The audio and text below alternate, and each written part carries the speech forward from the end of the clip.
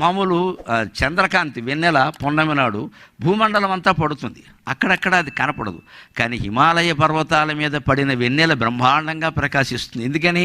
అది అప్పటికే వెండి కొండ, మంచు చల్లగా తెల్లగా ఉంది. ఆ మంచు తెల్లగా చల్లగా వెండిలా ఉంటే దాని మీద పడిన చంద్రకాంతి విశేషంగా ప్రకాశిస్తుంది.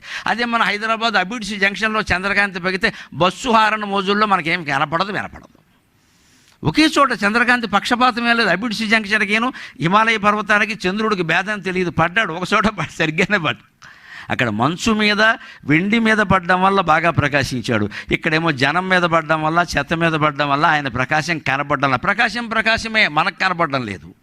అంచేత మనలో మంచి గుణాలు పెరిగితే తర్వాత ఉన్న చిన్న గుణం, పొద్దున్నే లేవడం, ఏదో కాఫీ టీలు తాగరండి, పాలు తాగుతాం, ఇలాంటివి కొన్ని లక్షణాలు ఉంటాయి ఆరోగ్యకరమైనవి. అవి చిన్నవైనా పెద్దవిగా ప్రకాశిస్తాయి. వాటిని మనం పెంచుకోవాలా వద్దా దయచేసి ఆలోచించండి.